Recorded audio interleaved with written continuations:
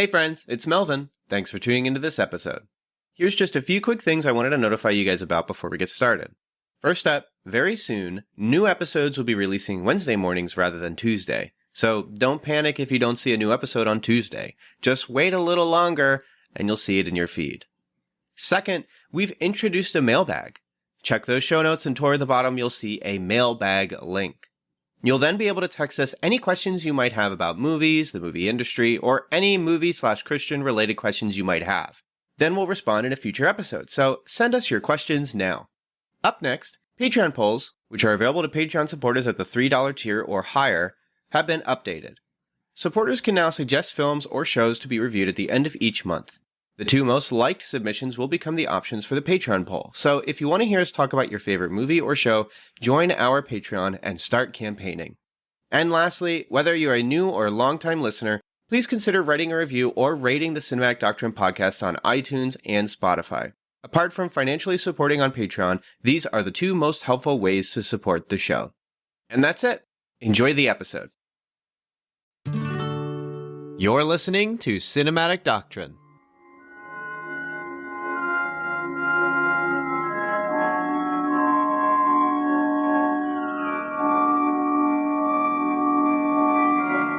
So I kind of thought this was a bit relevant, Daniel, but especially since we're talking about Candyman, and Candyman's so...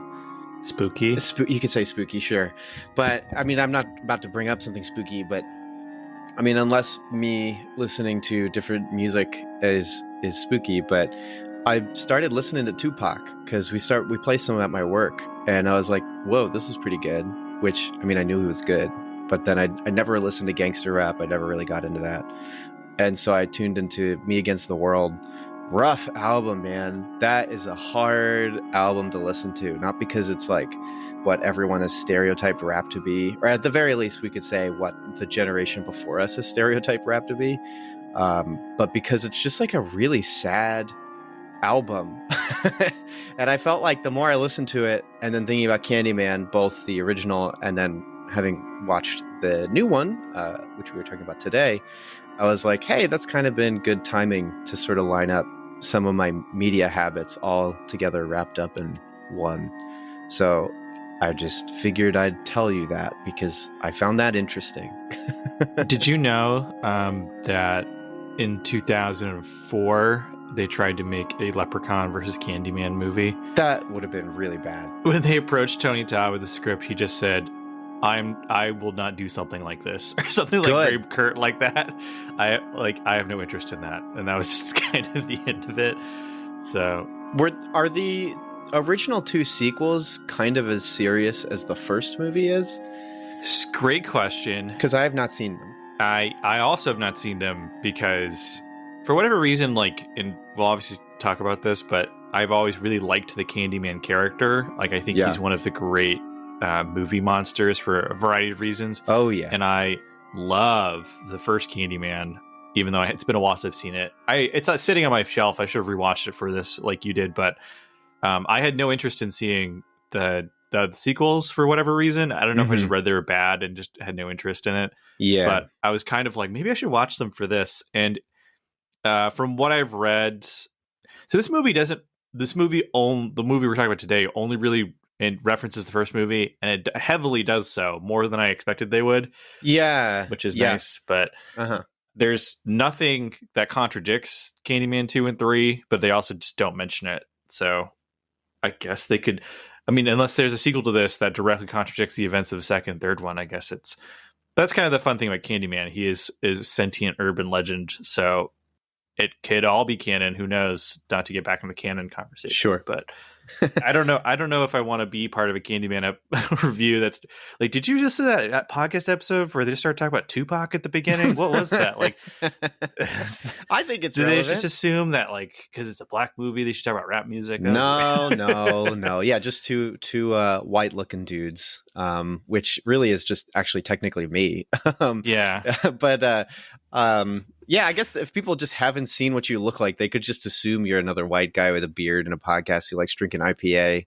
I hate IPAs. But like, yeah, there we go. Just All right. get that right out there. Guess he's not white if he hates IPA. But I'm like a deceptive Asian. Like, let me explain. Deceptively Asian. Well, it's like if you just saw me neutral, like if you just saw me standing in the middle of the street, which I guess would be creepy, but you would just be like, I think that guy's white. But if I'm standing next to other Asian people, everyone's like, oh yeah, he's definitely Asian. But if I'm just like, or if I'm in a crowd of different looking people, like just multiracial, we're all holding hands singing Kumbaya, you'd just be like, that guy looks off. I don't know. I don't know. Daniel's the uncanny valley of the cultural zeitgeist. I will say with facial hair, it is like I'm wearing a disguise. I've been told I look much more Japanese when I'm like clean shaven. Mm-hmm. So I don't know what that means, but do you get the what is it, the villain makeover when you shave? Because I just get a goatee and a long or just a long mustache. And you're always looking around like you're sneering. It's just like getting out of your Mercedes Benz. You're like the opening scene in Shang-Chi when you think Shang-Chi's rich, but he's actually just a bus. A valet. You're that guy. No, but I was just thinking because like Candyman, the first Candyman movie, is so much about almost you could say cultural gaslighting. Especially like, and this is just a lot of what I was thinking of literally just now. I watched Candyman last night, and as I'm watching it, I'm going, I think I'm going to go home tonight. And I was going to get home at like 10 p.m. And I was like, I think I'm going to just watch the first one again. Didn't have time for that. Was way too tired to do it anyway. But I decided I'll set my alarm for 7:30 and wake up and watch it. And then I slept in and drank coffee to wake up. Still did it. And as I'm watching it again, I'm like, this is a movie about like, about many things, but it felt a lot like cultural gaslighting and then transitioning Helen's character into experiencing that same gaslighting. And so when the ending happens, it's like there's sort of this like cultural acceptance of like, you're one of us. That's without spoiling a lot of it. But I think if someone were to watch it, forewarning, there's nudity in it that I did not remember at all. I knew there were women without bras on, but I did not remember the nudity. But the way it kind of concludes is very much that. And I was thinking a lot about how I've had conversations with older folks in my church or at my old church who a lot of them say like, yeah, I can't stand listening to rap because they just sing about, sleeping around and it's violent and this and that. And then I'm, thinking of classic rock, how like almost all of it's pretty sex positive, but it's like, I don't know what you're looking at, buddy, but I guess they're just not as clear and overt as some like gangster rap is.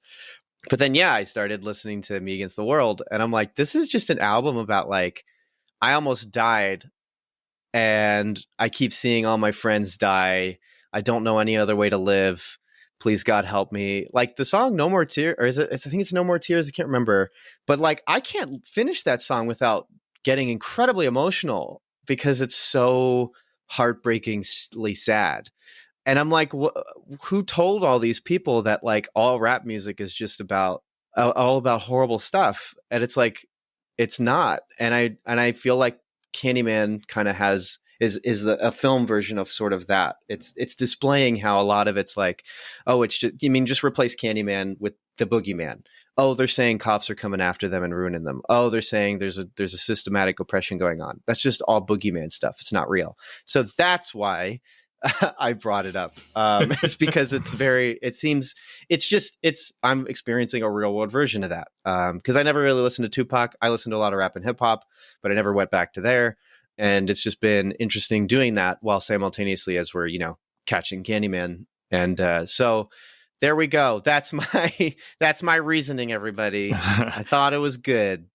My only hip hop opinion right now is everyone should listen to the song Ice Cream Truck by MTA Shifty, where it's a guy rapping over the ice cream truck jingle. That's awesome. That's awesome. Wait, which one? Because there's a couple. I know that. Is it that one? Or is it a different? Oh my gosh. It is. Yeah. So I'm going to play that. I wonder if that's like a free licensed one that every single like ice cream truck just decided that's it. That's our song. Who is the rich Scrooge McDuck miser that owns the copyright on that song? I guess we'll find Gets out. $1 every time you get ice cream. I always think it's funny when people say that any genre of music, especially old people, they're like, oh, like rap and hip hop, they just rap about sex and ladies. And like one time I got one of those lectures from somebody, and then 50 minutes later he was just like, man, I got tickets to see Motley Crue. You want to come see Motley Crue? Oh my gosh, I was literally in my head. I was like, don't tell me he listens to Motley Crue. Yeah. And then it is. Oh my gosh. Yo, when they sing about girls, girls, what they mean is, yeah, like bands like Def Leppard and the Scorpions. Beastie Boys. They were also chaste and never rapped about the ladies or sang about the ladies, you know. Or even just like when I think about, I remember being in a heated discussion online where the people were like I made a post about how like, because I was listening to a lot of hip hop and rap at the time. I was really getting invested into it and exploring it as a genre. Because I mean, I literally listened to so many different things over time, and then I just changed my hobby interests and stuff. Like I think before I was listening to a lot of hip hop, R&B, and rap and stuff. So like 2 or 3 years ago, it was a lot of Midwest emo and kind of exploring that world of like alternative punk and stuff like that. And I remember this discussion online. Or I prompted a discussion basically by being a little cynical, going, if I had like $1 for every white person I've talked to about what I've been listening to lately who said you should listen to Eminem, then I would be rich. And then this guy was like this one person who ended up turning into kind of like a like right wing supremacist kind of dude who I clearly am not talking to anymore. He was really defending like, yo, but all these rappers are saying Eminem's the greatest. And he starts posting several YouTube videos of like other rappers talking about him. And I was like, I get what you're saying. And I'm not going to say it's inappropriate for like people to express themselves in different formats based upon color, because that's totally wrong. Like I think I really do believe that. But isn't it a little weird that a lot of people, in terms of like whoever particularly rich or powerful or being able to signal boost others, specifically chose someone who has far more abrasive lyrics than I sometimes can't even tune into Eminem because it's just so transgressive, even if it is a character. But it's become so popular because he's maybe white. I don't know. It just if anybody's tuning into an episode of Candyman where we're talking about this and is upset that we're talking about racial stuff, I don't know what you're expecting, but that's just something that I remember. I remember often. Yeah, all that to say is this is going to be a good discussion between two people that probably are wildly unprepared but I think if we stick to the movie, we'll do all right. Even though we've been 13 minutes and not sticking to the movie at all. But broadly, I think metatextually we are. All I'm saying is that Eminem, like, he really fell off when he started mostly rapping about him being a rapper.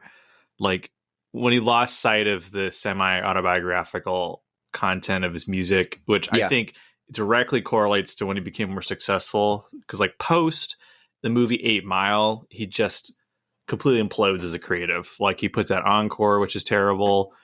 Then he goes can you hear my cat destroying a bag in the background? That's awesome. We're keeping that in. Cute little cat. Good job, buddy.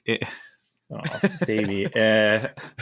Some people really hate when you call animals like pets baby, but like the reason I do it is because pets are like babies. Well, they're dumb like babies. I don't mean like his life is as valuable as a human baby. I'm saying that he needs as much guidance as a baby. For example, I'm not actively watching right now, and he's just destroying a plastic bag. You know, nice. I got a good laugh during a sermon, whereas I was preaching. I was talking about how I was comparing us to pets, like how pets know they rely on their owners, but don't really understand the extent of it. You know, drawing a parallel between that and our relationship with God. And I was talking about like, and my problem when I'm preaching is sometimes I'll just start rambling, much like when I podcast. And so I was like, and I'm like, pets are so dumb, you know? And I started talking. I'm like, pets, they don't understand politics. You can't discuss jazz with them. I just kept going. And like half the audience was laughing. The other half was just like, what is this guy talking about? Yeah, I've never owned a pet. Yeah. My cat loves jazz, says one lady. You gonna stop destroying things? Much like Candyman. Whoa. Nice. So I guess do you want to introduce Candyman for us? Candyman 2021, which we now have to call it for the rest of life. This is why Doom Eternal is called Doom Eternal. They literally were like, there was an interview where they were asked, why'd you add Eternal as the subtitle? And the developers were like, because we were tired of everyone calling our last game Doom 2016. But it's like, how do I separate it? So, well, you called it Doom. At least it's as bad as Shaft, where it's just all three movies are called Shaft. And they're all sequels to each other. Yeah. That's the crazy thing. Yeah. So, whatever. Candyman 2021. That's what it's called. Yeah. So you want me to? Okay. Yeah. Go ahead. So, after gestating in developmental hell for a very long time, we finally get Candyman. Very long time. We finally get Candyman 2021 from producer Jordan Peele, directed by Nia DaCosta. Candyman is a direct sequel to the 1992 film Candyman, which itself is a adaptation of the Clive Barker short story The Forbidden. It stars Yahya Abdul-Mateen II as our main character, who some of you may remember as actually Black Manta from the movie Aquaman. Mm-hmm. But he stars Anthony McCoy, an artist who is trying to find sort of a new creative spark. And in doing so, he discovers the urban legend of the Candyman. And you know how this goes. As time goes on, he becomes more obsessed with the story. And in some ways, the story becomes more obsessed with him. And then a bunch of Candyman stuff starts happening. People start dying.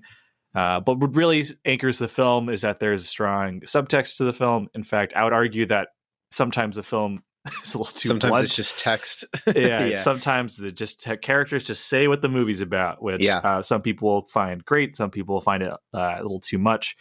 But the movie has great, strong visuals. It has wonderful music. It has great performances all around. And there's actually more than one returning actor from the first film. It's no surprise that Tony Todd returns as a signature horror character. There are a couple other fun surprises. And I mean, just to get into a little bit, I will say that Candyman 2021, in a lot of ways, combines all of the best instincts of recent horror reboots, where it does the Halloween thing, where it is a direct sequel to the original film. But where it sort of diverts from that is it doesn't try and it's not just remake. It's not just trying to be a remake / a kind of commentary on itself. Right. Too much. There's elements of that where it definitely is. But it is just a faithful sequel to the original. Mm-hmm. And so if you're a fan of the original film, you'll really like this one. I will also say that it's also one of those things where I hate when modernizations, what they mean by that is they just follow the current trends, where remaking an action franchise, but they just change the style of action, where when it's shaky cam, they make it shaky cam. Now people like more of the raid style quick martial arts, so they'll do that. Candyman updates this material really just by progressing the story and the themes from the original. It doesn't just try and get to, I don't want to use the term woke, but it doesn't try and capitalize on current trends. There isn't a whole, they don't address the Black Lives Matter movement or ACAB or any of that stuff. It just keeps its thematic material within the context of the same themes, where they talk more about generational trauma and gentrification, and just the ways in which different subcultures in some ways internalize their own tragedy, where Candyman, what was great about the original Candyman is a manifestation of the pain and suffering of urban neighborhoods. And now, as both the Candyman franchise, I guess, has gotten bigger, Candyman has still kind of stayed as a faithful horror fan favorite franchise, without really breaking through as mainstream as some others maybe have, Jason or Freddy. It only has 3 movies. This is only the fourth one. This is the fourth one. Yeah. When you compare it to Halloween or Friday the 13th or Nightmare on Elm Street, or even something like Alien or Predator, which have multiple branches. That's right. Yeah. So but I hope this one kind of brings it into more mainstream audiences, where now it's talking about the Candyman mythos as commoditized and taken by other artists and tried to be broadened. And also it's kind of about how, as far away some people can get from the roots are still there, and they kind of, we can't always escape the things that where we come from and the pain and suffering therein. So I quite liked Candyman. I will say that it's not scary. I'm just gonna get that out of the way, because people always ask well, was it scary? Did it scare you? No, Candyman was not scary almost at all, weirdly enough, but it's like, first off, Candyman is a really cool movie monster. There's some fun stuff with the way his powers work, but as just a creepy story, I really enjoyed it. Like, I like urban legends, I like myths come to life, and I like the weird and creepy ways that we sort of like modern sensibilities crash into ancient legend and folklore. That stuff always intrigued me. I'm really interested in that movie Antlers that's coming out, for example. I keep closing my eyes for the trailer, so I don't know anything about it because I can't wait to see it. I know it's too much stuff in the trailer for Antlers. Yeah, I remember 2 years ago they showed it, and it looks like they showed the monster, and it looks like they showed this, and I was like, "What?" And so I'm glad that, like, I don't want to see the Wendigo. You know? I'm not gonna say I'm happy the pandemic happened, but it's been long enough that I don't remember what's in the trailer. It's gonna be our banner quote on Twitter. And so I'm excited for this October because Antlers looks like, from what I remember 2 years ago, it looks like it was going to be pretty dope. So I will say that after seeing the only movies I've seen in theaters recently were, like, you know, Shang-Chi and Suicide Squad and Black Widow. I get tired of seeing Free Guy and Jungle Cruise and The Kingsman. It's basically been 3 years of that. It's just those trailers. I saw Candyman, and it was like Antlers last night in Soho. Like, all these, like, really, like, it's some movie from Neon, whose name I didn't remember, but it was like started off with like multiple sex scenes. Yeah, and then it just terrible. got violent. Like, oh my gosh. And it's just like, I was like, the movies, you know, I was like, that's right. There's never know what I'm going to be exposed to. You know, when you stop watching movies that are both for children and people who are 30 and still children like me, you start seeing trailers for some grown-up movies. It's like, oh, that's right, there's like all these other movies coming out that are just way creepier and more intense. Last Night in Soho looks amazing. But hey there, it's your friendly neighborhood call to action. Just checking in on you. Hope you're doing all right. I'm just stopping by to say, you know, if you enjoy the show, you can always subscribe and write a review for Cinematic Doctrine. There's iTunes, Podchaser, basically anywhere you listen. You can give us a shout out with a thumbs up, 5 stars, gripping positivity. Or if you hate the show, you can say that too. Wait, what? What are you saying? Why are you saying that? Well, I'm not going to tell them what to do, Ted. They're free to do what they want. Our analytics say we got a lot of listeners in the US, and you know they love their freedoms. And you're also free to check out our Twitter. Very active there. We host polls, memes. There's also the Cinematic Doctrine Facebook group called Cinematic Doctrine Facebook Group. If you want to join, just answer the questions, read the rules, and tell them the podcast sent you. Also, you should check out our website. Some really cool stuff there. Editorials, written reviews for movies we haven't had time to cover. Always check out cinematicdoctrine.com when you get the chance. Oh, Ted also told me I shouldn't forget to mention the Patreon. Something about you can support us or something? Wait, Ted, I thought this was like a hobby thing. You want me to expand Cinematic Doctrine. You know this already. Right. Yeah, I forgot. I'm the one who put all this together. Yeah, Cinematic Doctrine has a Patreon. For as low as $3 a month, you can gain access to exclusive content like The Pre-Show, which features free-form and Christian-friendly discussions on all kinds of topics, as well as influence the podcast. That's right, each month you get to vote on a movie we discuss on the show. Previous movies our lovely Patreon supporters have chosen are To All the Boys I've Loved Before, Hamilton, Onward, and American Gospel Christ Alone. Huh, you guys have good taste. Anyways, I gotta run, so I'll see you guys later. Yeah, so I really liked Candyman. I don't know, before we get into the sort of spoilery discussion, what did you think of Candyman 2021? Well, I like how you were talking about how this movie is sort of just a development of the previous movie's themes, because it really is. It doesn't need to touch on things like BLM or ACOB or anything like that. It doesn't need to be like transported into Portland. Like they didn't have to do any scene, anything like that. We just start with like Obama summoning Candyman. Like, yeah, exactly. And then Tony Todd doesn't appear behind him. It's just Donald Trump. It's just like, I'm back, baby. There's somewhere a Saturday Night Live writer is frantically scribbling in a notebook. That's good. Oh my gosh, gotta call Seth Rogen, do the next movie.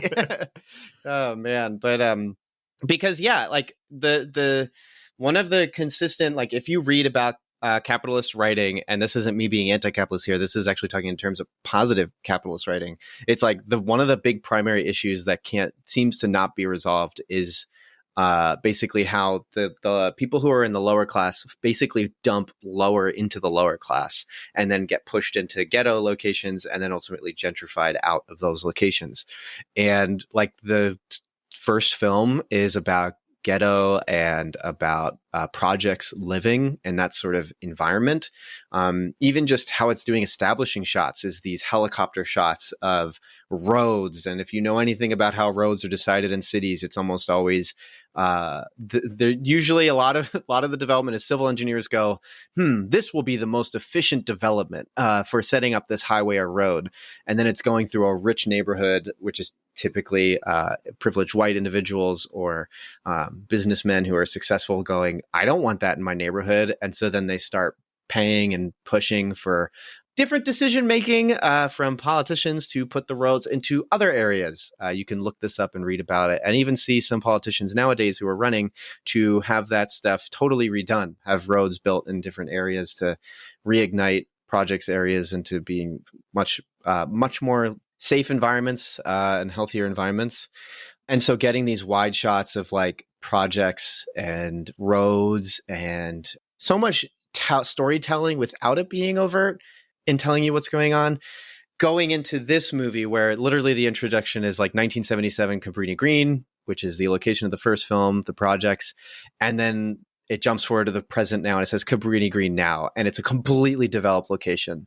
That's just natural. That's what happens. And that's what happens in 30 years. And so it just continues the same exact theming. And I think what's complex about this movie is similar to what's complex about Black Panther, where Black Panther isn't so much about systematic oppression from whites to blacks, but more, I've heard it described to me as like internal Black culture frustration between being African American and then being African and the complex frustration between those two communities. This movie sort of gets into self-Black exploitation, where Anthony's character is like, he is semi-exploiting the past horror and misery of his own community through his art projects. Right. It's in fact the first like 2/3 of this movie are basically what I feel like everybody wanted Velvet Buzzsaw from what is that director's name from Nightcrawler? But Nightcrawler guy. Yeah, everybody wanted that movie to be, where it's like a lot of what makes art horror movies so fascinating. In fact, this made me think of I don't know if you've seen The Devil's Candy, which is literally entirely about artistic exploitation of misery. This movie really, really gets into that. And I love all that. I thought that was really great. I also so I did a double feature. I saw Malignant and then I saw Candyman right after. And whereas Malignant got my more pulp horror primal self reinvigorated, Candyman got a lot more of that. It's pretty textual, but I could say subtextual engagement and much more thought-provoking horror going. And while you felt it wasn't particularly horrifying, I thought scenes of it were intense. And so that's usually if I feel tense and I feel excited, then I would say it's successful horror. So like a couple of the scenes definitely were effective.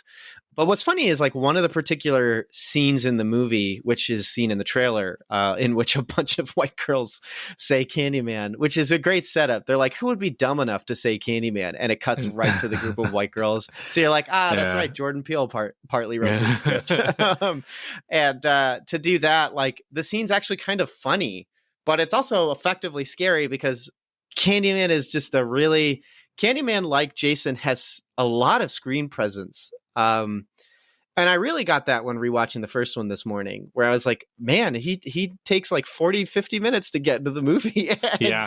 And then he's there and it's like, this is really, really frightening. And a lot of that's Tony Todd's voice and what they do with modulating it, which I wish they did almost the exact same effects for this one, but they didn't. Which is a bummer. It's a little more because like produced. This in the original film, it's like they perfectly edit to where like he's just blaring out both of your speakers. Yeah. And it's like he's in your head. Whereas in this one, it's more like, yeah, Milo. Yeah, buddy. Both of our cats are making an appearance. What else you got to say about Candyman? I know, buddy. Yeah, he is freaky. Don't worry, though. He only kills a dog. He doesn't kill cats, so you're good. Yeah? Yeah. I'm going to go put him away real quick. Okay. Because he will not stop talking. I wonder if Melvin listens to these parts or if he just cuts the whole thing. I hear it again, but then I cut it. Like, be my victim. Yeah. I was so upset he didn't say that once in the remake. Be my victim? Yeah. Be my victim. I was waiting the whole movie for that. I just like that in the first he talks like in poetry the whole time. Yes. Yeah. Which happens once in this one. So that was for the OG fans, baby. And I will mention this now, because this is like the third week. It's a horror movie. It was like 5 p.m. on a Sunday. I was the only person in my theater, so Yeah. I just I put up all the armrests and just laid down. And wait, like you could in your theater, you can put the armrests up and then you just laid on your side. Well, as we've established earlier, I am also Asian, so I'm a little shorter than maybe some other people. But yeah, but no, so like I put up some of the armrests and I was able to like kind of like lay down, recline basically across like you were laying on the side of your couch. It was awesome. But That's great. I walked into a theater and there was like two parents and like their kid, and they had like blankets down. They were like setting up a whole couch thing. They had snacks and toys everywhere. That's like what we do. We don't take toys, but we'll take blankets. We'll take travel blankets and then we'll bundle up. And man, our theater was cold this time. It was. I wish I brought a pillow in mine because I was like, no, this is missing one thing. But yeah. I was like, you're in my seat. And I was like really miffed because I bought a ticket to a theater. I was the only person. I was like, how did they manage to not just show up last second, but also sit in my seat? And then it registers like, wait a minute, there's like kids and stuff here. And the guy was like, I don't think we did. And I realized I walked in the theater for Jungle Cruise. I was like, oh, sorry. And the guy just looked really annoyed. Like, who is like, they planned a whole Sunday out with their family. They have kids. And, they were like, finally. And we found a theater where no one else is seeing this, because everyone else is watching it at home on Disney Plus or whatever. We don't want our kids to get COVID. Good job, Dan. There's just me with like a big drink. Like, oh, I think I'm supposed to be here. Why are you guys seeing Candyman? That's not good for kids, So that was my complete polar opposite of my previous theater experiences, where I was the only person. I got to pump my fist in the air when he starts doing the Candyman poem thing, and just chant Candyman, Candyman at the top of my lungs, and no one could stop me. After rewatching the first, I wish the beginning opened with his monologue, because I forgot how haunting the beginning of the film is. In the first film, where it's just a bunch of bees, he monologues, and then you see Chicago overtaken by like a mist of bees. I was like, oof, the first one haunting. Is so good at building the legend of Candyman. I think in this one, they just assumed that if you're seeing the new Candyman, you know Candyman, but like you really feel like you're investigating a legit folklore urban legend for the first like 40 minutes. Which is what makes horror great. Yeah. Horror mysteries are really good, which is probably why the world's talking about Malignant right now. It's because it's also a really good horror mystery. It's this like, you get to explore with your character. You get to question whether it's real or not. Because like, the first one is like, is Candyman real? I don't know. Maybe not. And they really pull you along. And then the second they're like, Candyman's real, they just throw you in the deep end. It starts. It's like a whole other movie. Man, is he real? Yeah. Oh my gosh. Yeah. It's wild. It's good because like the first one, there's this palpable sadness to the movie where it's almost oppressive. And I think a lot of that's Philip Glass's soundtrack, because it's so gothic and like just dreadful. And the soundtrack perfectly marries with the kind of drab setting. And this movie to an extent as well really drives home why I'll harp on like using real locations and sets for movies and stuff, because there's a lived in quality both this Candyman and the movie it's a sequel to, that you can't get just shooting on a green screen. Or you can digitally add things like broken windows and stuff in the background, but like there's an earthiness and like a tactile like rundownness to the neighborhoods in both films that you can't do. It's a perfect response to watching Shang-Chi last week, where just so much of it is just we're in a blue room right now, and we're gonna just put in effects in the background. Like I really loved when during a particular scene, which we'll get into spoilers, I guess, in a hot minute or two, like just to be more free to talk about it. But there's a scene where after a revelation is made. We're zooming away from the apartment.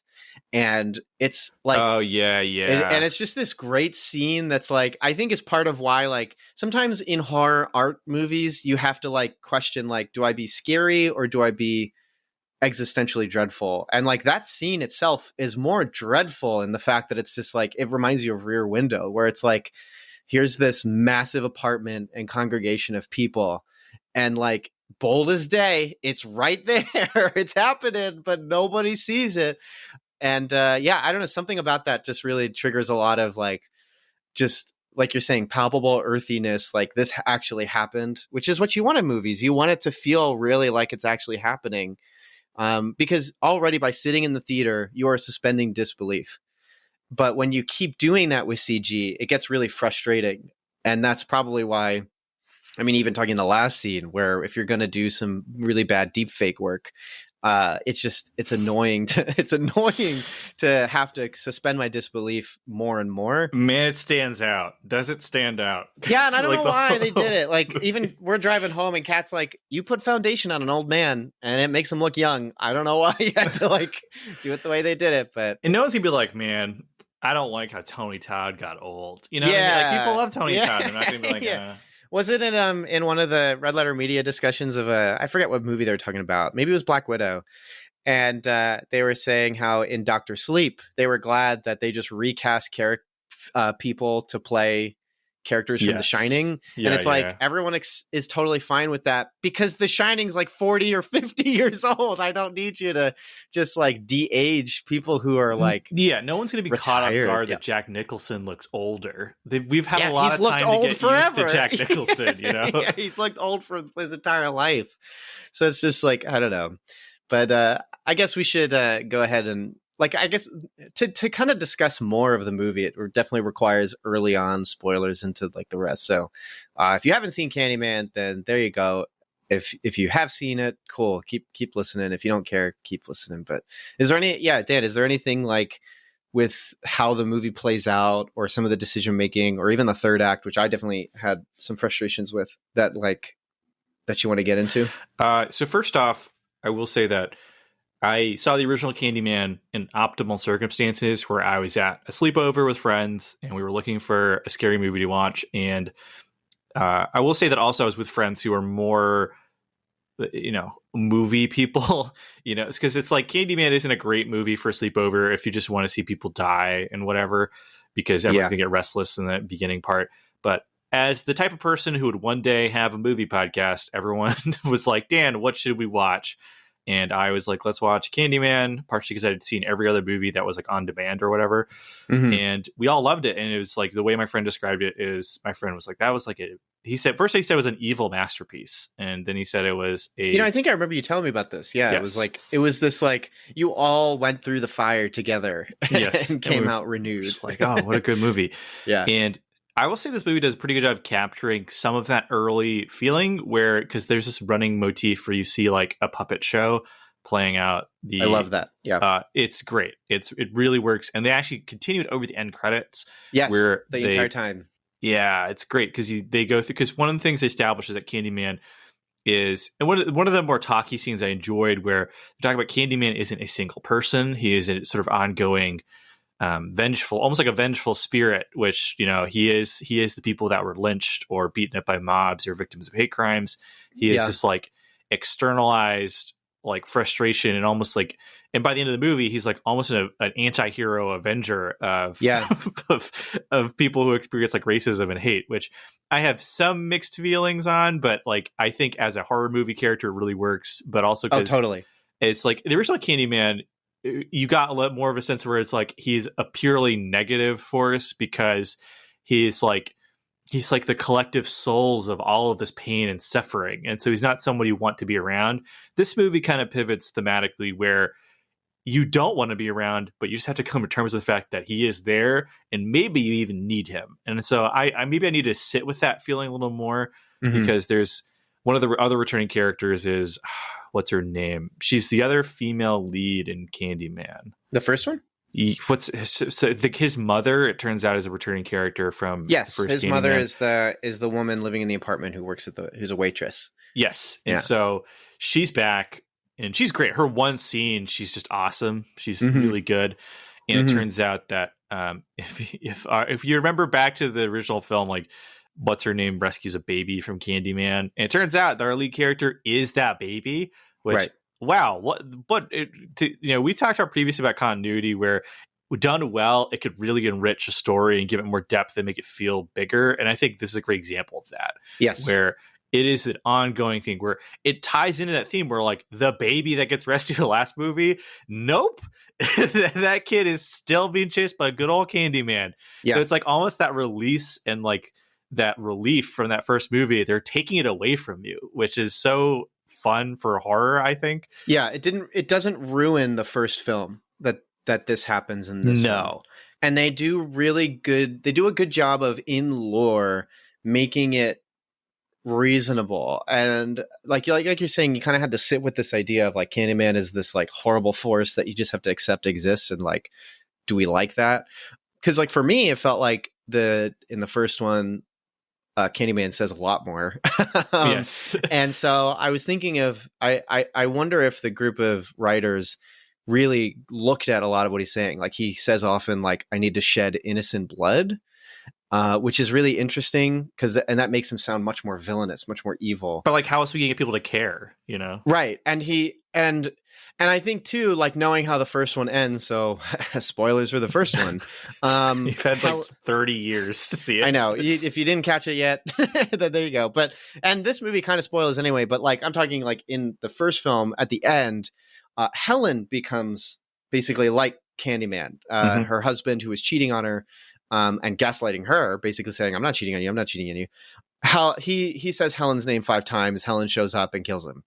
And I was thinking how this movie kind of continues the theme of like the internalized frustration that you can have in being gaslighted and in being told you're lying. Because like that's a big theme of the first one, is an entire community is being told they're lying about the horrible things that are happening. Right. They're calling the police and the police are like, nah, it's not. It's just the gangs. And it's like the gangs in some ways are protecting them, but then also the gangs are exploiting them. And even the waitress woman, whose name I forget, she even says like, we're not all like that. Some of us are just trying to take care of our kids. And she's the most, it's what makes that movie so sad. It's like, she is just trying to take care of her baby, and even has a dog to protect her because her husband probably left her, or maybe she was assaulted. I don't know. But like, and so then in this movie, it really carries on that like Candyman is this figure of frustration of like, we can't just keep being gaslighted anymore. And so like he's turned into sort of this anti-hero, but then like after rewatching the first one, it almost felt like that was the case anyway, where like he is this, we're all afraid of him. But then also Candyman is like in the film itself, when he's introduced, is actually like taking out the people who are telling Helen she's lying the whole time. But then, so it's like, I don't know. It seems like not only is this this manifestation of fear, because he really is. He totally is. And everything about him is frightening. Just the way he floats all the time is just so scary. And even in this one, when he's floating around, it's just so frightening. I mean, I guess it does come down kind of to a little bit of interpretation. Because like to me, like Candyman felt more like the fact he's affecting like single moms as well as everyone else. Like he's just like, because it sort of talks about the indiscriminate nature of like the oppression and pain and things are going on in like these these impoverished neighborhoods where like, oh, the police just pass it off as like, oh, that's just gangs, versus like when not taking responsibility for what's happening, where Candyman is almost like this like general evil that isn't focused anywhere. And I guess like, I don't know if maybe I'm just not in tune with the way that the theme is evolving, like as it changes with our understanding or the general societal feelings of the time on these issues, where now there's definitely a societal feeling that these problems are not just not noticed or brushed under by the powers that be, but almost encouraged or created exploited by them, for money, or exploited is a better term for it. Yeah. And so now it's like Candyman's coming home to roost is more of a kind of a feeling, which that I can gel with more. For me, it felt a little bit more too much like they're trying to turn Candyman into not just like a franchise player in a cynical way where they're like, this could be our Freddy, like people love Freddy, let's make Candyman a likable character too. But more it's just like, I don't know, like it just maybe it just didn't land as well as it could have. It doesn't land that well. Yeah. You're okay, good. Right. I'm in agreement with you. The third act, it just sort of starts, guys like, I need a witness. And then it's just like, all right, let's pick up the camera and bring it over. Like it is.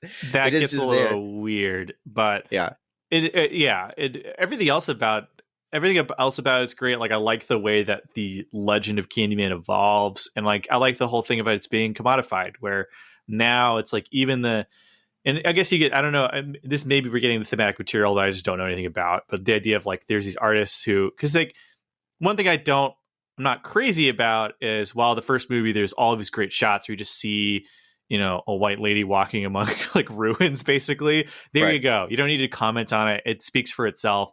This movie almost opens with a conversation about gentrification. And then 20 minutes later, it talks about artist exploitation and misery. And then I feel like 20 minutes later, it definitely talked about something else, and it just sort of keeps going. It keeps doing that. Yeah, they go into the Reddit comments under a new episode of Pod Save America or Chapo Trap House, right? And then they like just have someone read it on screen. Yeah, and I was like, okay. And it goes back to a review I read from a film critic called his name is Angelica Jade, and the way she put it is, the movie feels like it's written for white audiences in the sense that they're saying things out loud that black audiences just intrinsically understand. Already know. Yeah.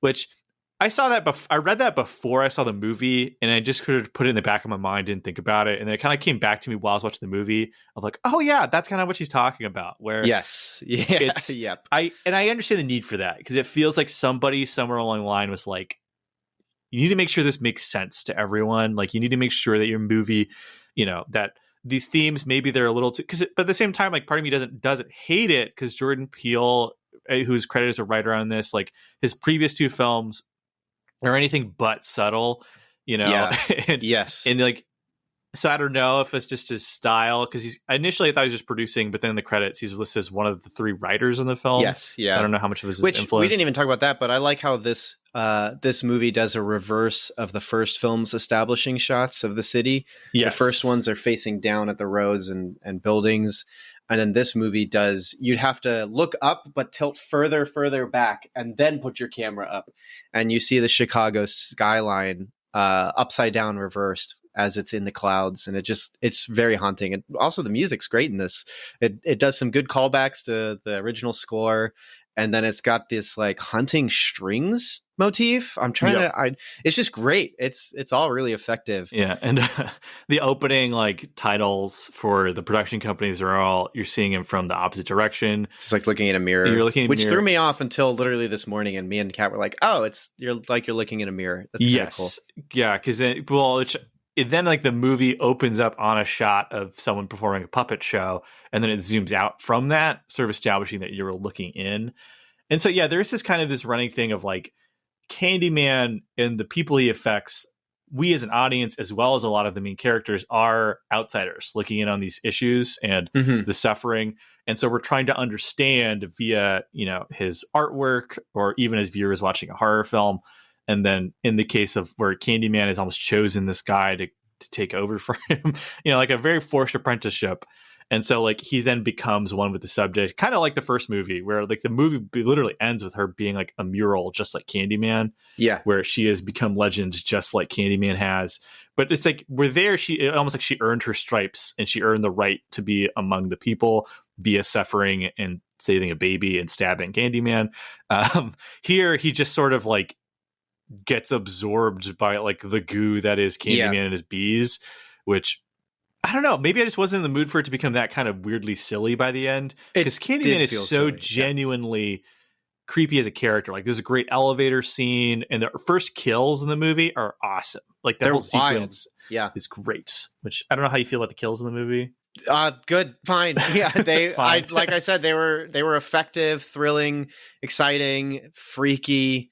And it's just it's an effectively unsettling movie where you're sort of say it's unsettling, yeah. Like you kind of always know what's going on, but I after rewatching the first one, I feel like this Candyman feels the exact same, where like he's not afraid to just show himself.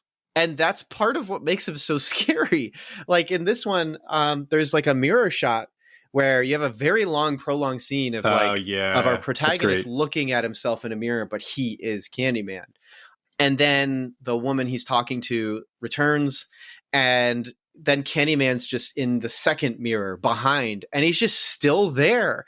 And there's sort of like this frightening presence of like, he is like, a lot of the frustration in horror movies is you'll have scenes where the villain is there and then your protagonist turns around and then the villain's not there anymore. And you're like, okay, so the villain clearly knows he's in a movie and he was only there to scare the audience because that would have been the perfect time to kill this character. But now they're just gone. Case in point, watch The Strangers, knowing that that's the case, and it just kind of makes the movie fall apart, where a scene is a character running in the woods, running away, and the killer is right behind them, but then the character gets up and the killer is gone. So the only explanation is that this non-paranormal person just decided to duck behind a tree. I don't know why they do that, but it's a thing. It's because they know that they're in a movie. But in Candyman, it's more like he just knows he's so powerful and so ethereal and so in tune with who he is that he doesn't have to do things immediately.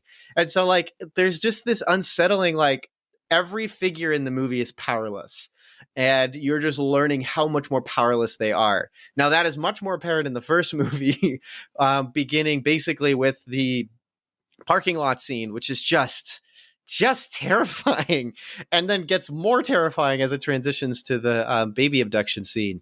But like, this movie does that a bit, and I think it's just frustrating because then it like keeps going up and up, and then the third act happens and it kind of falls apart. But then you go, of course, get this cathartic scene where all of these basically really, really, really bad police officers get just ripped apart. And I had an interesting theater experience too, where I had an entire family in the front row in front of me who were on their phones, and some of them were kids and some of them were just talking when there wasn't just violent things happening. And then behind me, when I actually came into the theater, I sat down and this couple had their feet up, and they're adults, so it's kind of weird. And they had their feet up on the chairs that were mine. So I just decided I will just go to the next chair.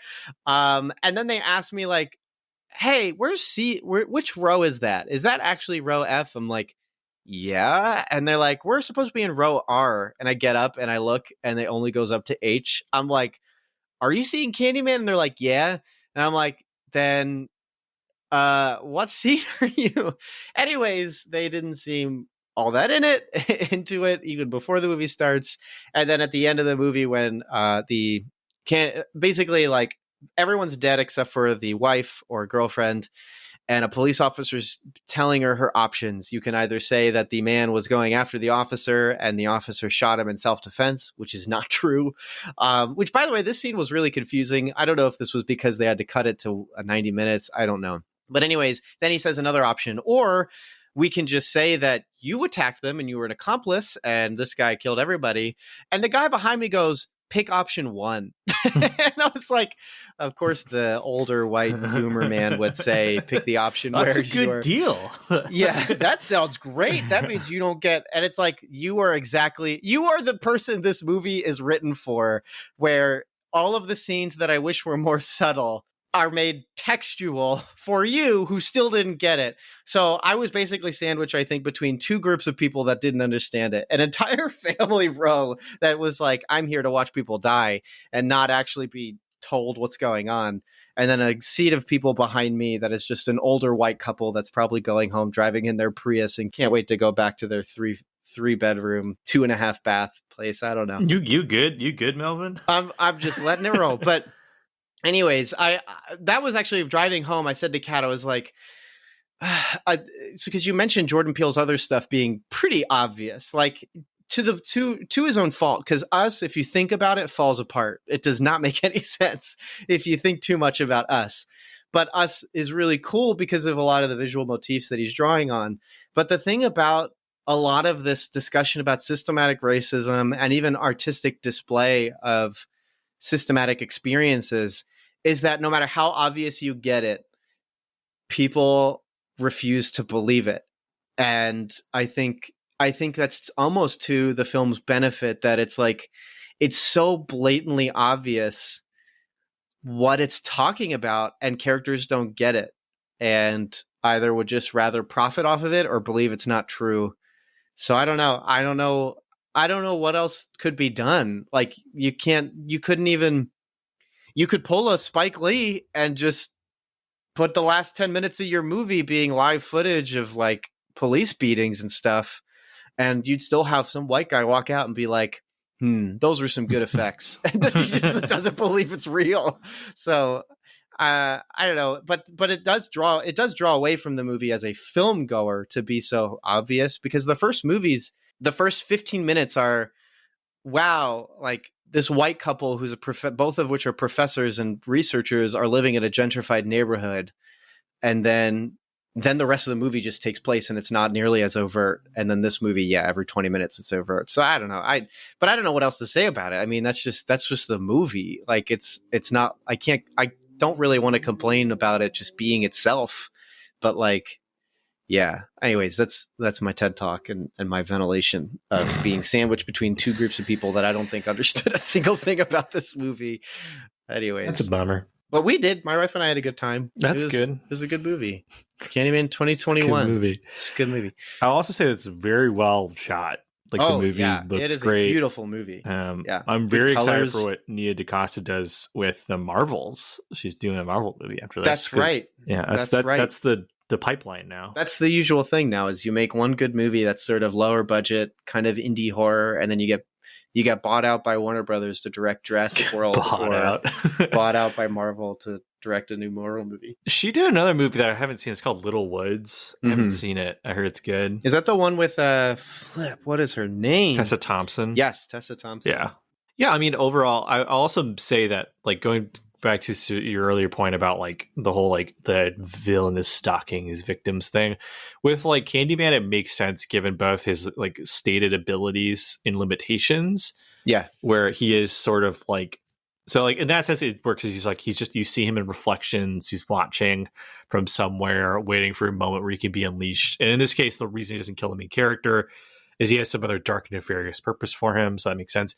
But also thematically, as that's my thing. Like, I don't really care if horror characters always make complete sense logically, because thematically it's kind of what you're going for. Like, as a looming presence in the back of your mind, Candyman makes a lot of sense. Where for some of the characters, they want to forget him because he represents where they came from. For other ones, they just don't want to believe that he's real, which ties into the whole like thing where you just summon him. Where for some people, he'll never show up because they don't know about him. They don't know his name. He's not even an abstract thought in their mind. Why would they even know about him in the first place? Hence why it's not like the Bye Bye Man. Yeah, it's literally, if you think about it, you're dead. Yeah. like what are these rules? That should have been the movie Tony Todd said yes to. It's Candyman versus the Bye Bye Man. Yeah, versus Bye Bye Man. Who will be the best man versus Bible Man, or Bye Bye Man versus the Bible Man? That'd be cool. I'd be down for that. Just immediately cast them both into hell. So like I'm totally down with that as far as a movie monster, which I know is not the most nuanced thing. Like, I love this thing where like I'll rant and rave about people who complain about power levels and abilities for superhero movies. Then we get to Candyman, and I'm like, I like the fact that he has to be in mirrors, or whatever. But it's good like, power. There's rules. That's what the real thing is. It's like, and that's a new rule, because he wasn't limited to mirrors in the first movie. Dude, he's asleep in the first movie. He's just literally asleep on like a slab, which is just like, I love that, man. It's so cool. Like all these weird things where you're like, what is this? Is he just like a person? Like, what is this? Who is the Candyman? Yeah, and it just adds so much mythology to it. And so, like, I don't mind that this. Yeah, he just like bursts through walls and stuff for the first movie. Yeah, he just shows up, like. Yeah. And so in this one, the fact that they're like, he's only in reflections. Cool, I don't mind. Like, whatever, he can do whatever he wants. And it's in the first one establishes he changes. Like, so why not? Well, also you could also just believe that because he gets directly like attacked and vanquished too. So you could argue that this is like his version of like Freddy waiting for people to remember him thing. Yeah. Yeah. Because this movie does end with him just walking around. So now he's back in full power, I guess you could say. Yeah, that's right. Just like Nightmare 2. Yeah. Yeah, just like Nightmare 2, which you keep referencing. Yeah, I brought that up before. I mean, that's kind of apt reference, you know. I will say also, like, part of what makes Candyman so, to me, intriguing as a character compared to, say, a Jason Voorhees is that, you know, Candyman, he has like set goals. Like there's a clear thing he wants, as opposed to like other characters that are just like, I murder and I kill. I haven't killed anyone recently, so I must change that. Or Jason, who hates sex. Jason's on Twitter posting MDK, and then you got freaking Candyman posting articles from New York Times like, this is why I kill cops. This is why I hate people. This is my New Yorker article about the guilt I feel as I sit in a bodega eating a sandwich. And New York Times would probably publish an article by Candyman, considering they published, I think a couple years ago. Yeah, a couple years ago they posted an op-ed from the Taliban or something. I can't remember. So it's like, this is real. This is real. Like New York Times, they publish some interesting things. Interesting is a good word for it. I mean, it is the news. So I guess you can't say people weren't interested. And you figure a lot of people who rail on the New York Times for being left and they're on the right saying, you need to hear both sides. Look, the New York Times, they played the Taliban. That's both sides. They did it. They both sides this one. They literally did it. The absolute madmen. So yeah, they would totally publish a Candyman article. They got to get, you know what? News publications and late night needs to get back to having fictional characters on their shows. I mean, you had Jason on Letterman, was it? He was on the Arsenio Hall show. And I think there were a couple other people who are in character that were on late night shows. So yeah, have Tony Todd walk on with a stump and a hook for his right hand. Have him be in character. Have some bees come out of his mouth. Yeah, just talking about his upcoming role as Venom in the new Spider-Man game. Is he? That's pretty cool. Isn't it perfect casting? He's just got such a good voice. He did the voiceover stuff for Hellfest. I don't know if you've watched that one yet. It's a good. Oh, that's cool. It's a good Spirit Halloween themed movie. So I'm still waiting for this year's Spirit Halloween movie. He also is Zoom in the Flash TV show, and of course he's the guy in the Final Destination movies who is just, in my head, he's just Tony Todd. He just loves death. That's my. Also, speaking of voices, Virginia Madsen shows back up as Helen Lyle recording new vocals. Oh, that's pretty cool. Right? Oh, right, because there's that tape. The one tape, I guess, because I was like, I don't remember this tape in the movie, in the first one. So yeah, they got her back. So that's cool. Isn't that cool? Bring him out of retirement. You want a new car? Yeah, we'll give you some money. So, I mean, I don't know if there's anything like Candyman. It's 90 minutes. So it's beautiful. It's a quickie. It's nice. It doesn't drag. It weirdly, it felt kind of like they kind of ran out of ideas at some point. Like, which is weird. When it's just like, all right, I have a witness. I'm like, what? What do you mean? And then it goes ahead and just goes into it. For those who don't know what we keep kind of complaining about, the movie goes. There's a great twist which reveals that our main character is the baby that was stolen by Candyman in the first movie, and keeping with the storyline, Candyman apparently wanted him to be his successor, supposedly. So very early on in the movie, the first 15 minutes, he gets stung by a bee, and which we know Candyman good body loves horror. Bees. Yeah. And yes, it's gross. Like the thing keeps getting bigger and bigger. It starts like covering his body. He starts like peeling off scabs and stuff. It's really gross and great, and which is cool. And then if you've watched a horror movie, you're expecting him to like become Candyman or whatever. But the way they do it is, his body just become kind of like a beehive, essentially. Like honeycombs. Like a honeycomb, Hardcore trypophobia. Yes. Which I don't even know if it's officially a thing. I know people talk about it. I know it's a Tumblr online. thing. Yeah. Where you'd put it in unsuspecting tags, which was not nice. Very not nice. Yeah. There's a whole Facebook groups I was into. They'd post that for some reason, but I don't even like thinking about it. Like, it's so gross. But then you won't like this movie. Because that's what the guy becomes. It didn't hit me in this, so that's good. But I also was like prepared for it. I was like, oh, he's turning it into a beehive. Cool. And then I'm like, those are some good effects. Neat. I like movies, says Melvin. Yes. And there's this other guy at the movie who's like the knowing local. So he goes to him and the guy tells him stories about Candyman. And he has some great lines talking about how a whole Candyman is the whole beehive, how he's all the things in the past. And so, which is great. That's great theming too. Yes. Like Candyman is the boogeyman, is your friend, your black friend was not killed by police brutality. He did something wrong and he was killed. I mean, 2020, the amount of times that I heard a friend say, well, George Floyd did use a fake 20. Oh my gosh, you don't get killed for using counterfeit money. It's ridiculous. And so, yeah, it is perfect to have him be like, all of these people, and he starts listing off in the film's fictional universe, but it might as well have just named real people. All of these people were Candyman. They were all killed out of racism, and the end credits shows them through like little puppets, which is just like the end credits is really like I was ready to like talk to my wife about the movie, and I'm watching them like, oh man, my mood is not good now. Like I am down in the pits, right where it wants me to be, because it's showing a artistic depiction of these people and these figures being basically being Candyman. They are being converted into just a fake myth, like, oh, that's not real, they weren't killed out of racism. I think they were, like, that's got to be what it was. But that guy, you can continue. He basically brings Candyman back.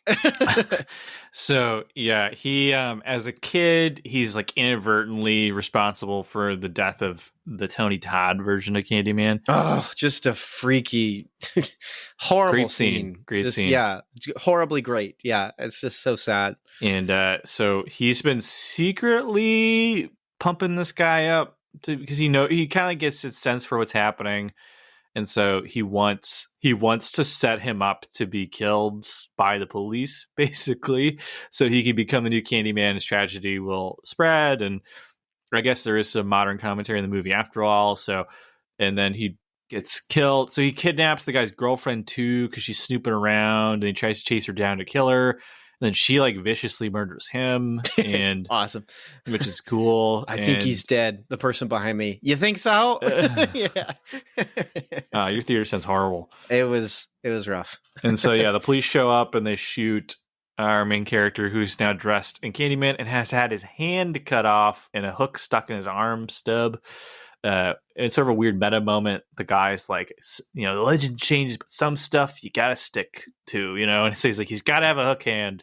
Which I was like, that's right, he does. As I'm holding my action figures of Candyman in the theater, and and then the police your come. Funko Pops, your Funko Pops that spoil the movie. Yeah. Well, I don't know if they made Pops for this movie, but you guarantee they spoiled the movie. There's different versions, and of course, the chase is probably the new Candyman. Abdul was and so the cops come and they shoot him, and then new Candyman murders all the cops after his girlfriend says the name Candyman 5 times, and she realizes that the fix is in, and the popo are going to try and make her either cover for the cops or make an accessory to murder.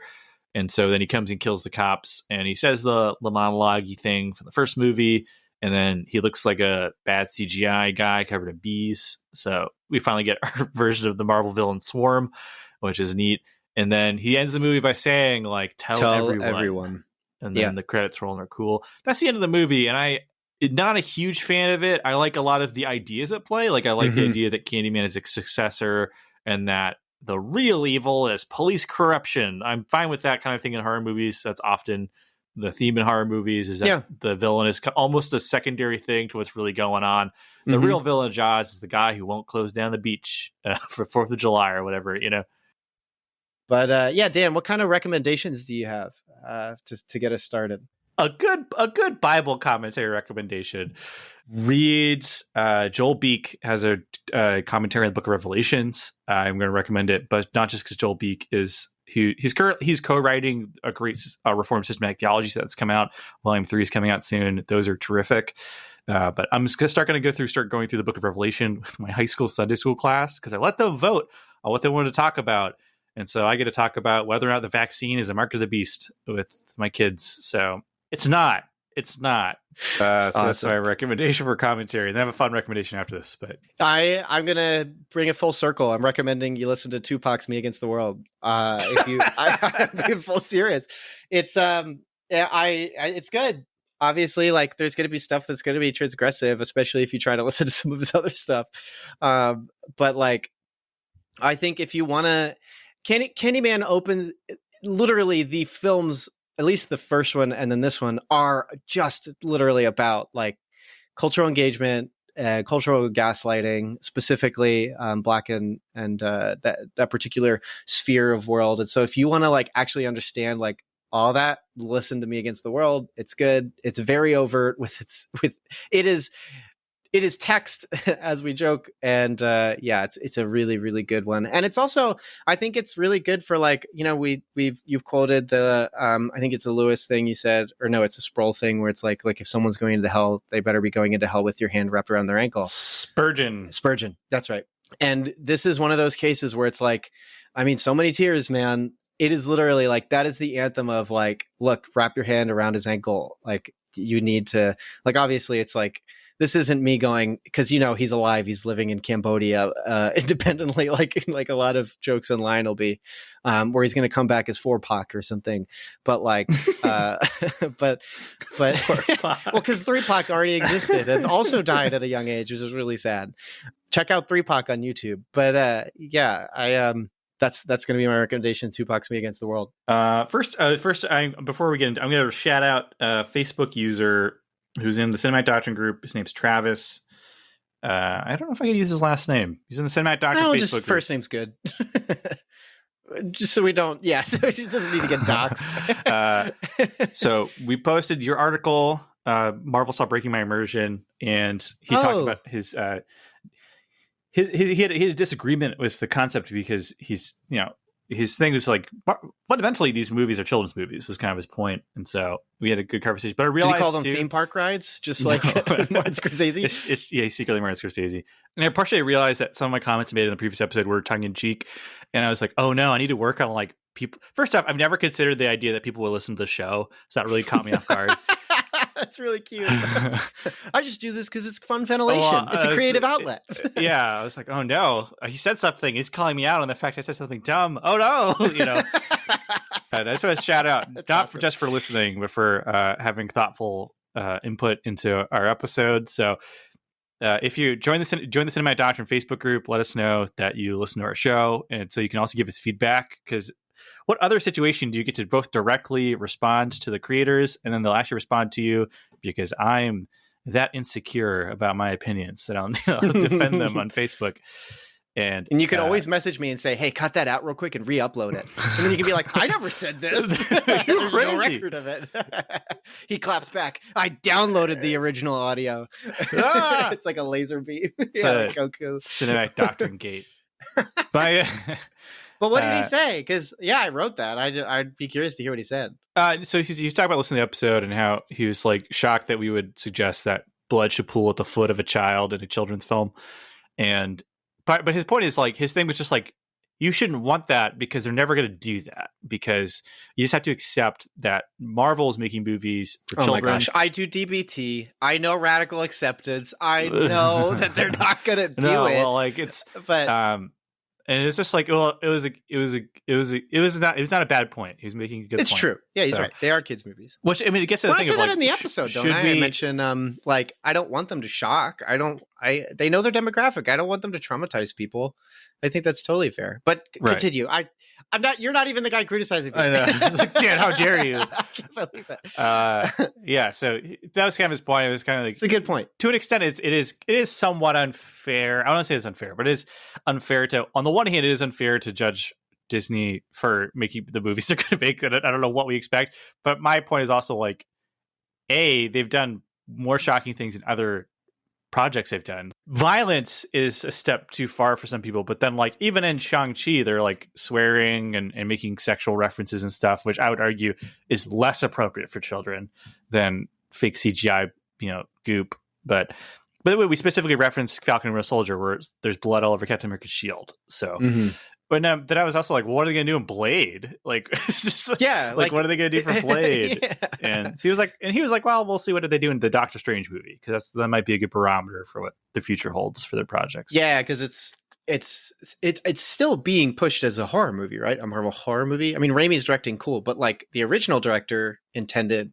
to be a horror movie. Well, part of why they departed is because I think Scott Derrickson wanted to probably do something more horror-y, given that he's the guy behind like Sinister and Yeah, I keep wanting to see if he does something new because I like Sinister. I think he did Exorcist of Emily Rose. Was that Scott Derrickson as well? I think so. I feel like I heard positive things about that one too. But well, he's a very liberal, admittedly, but he identifies as Christian, so that informs his horror films, which is interesting.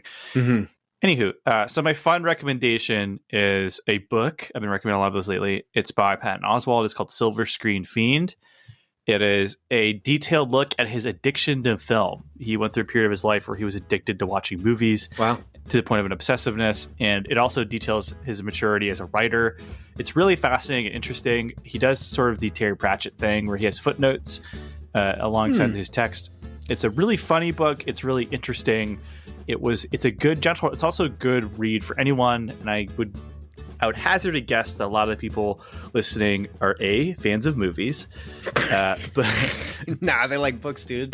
But B, they also are a lot of people who like things that are creative and artistic. Also, probably fancy themselves to be creative as well, and have probably tried to write something or have a screenplay in a drawer somewhere they're working on. And it's specifically a book about that, where he talks about how the key to being creative and making something isn't just consuming lots of other people's art, but you have to actually sit down and write and do it yourself too. So it's a great mixture of a lot of different genres and points and things. And especially if you're a fan of Patton Oswalt, if you don't know who it is, look him up. He's at some level been involved in something you like. He has been everywhere. My wife jokes and says he is the guy who, if you're going to do a pilot for a show, you call him. Because he's going to show up. Yes, he's the one consistent pilot actor. He's a nerd favorite. He's been in Parks and Rec. He was Agent Koenig in Age of S.H.I.E.L.D. Everyone will know him as Remy the Rat from Ratatouille, and he was in King of Queens. He's in tons of stuff.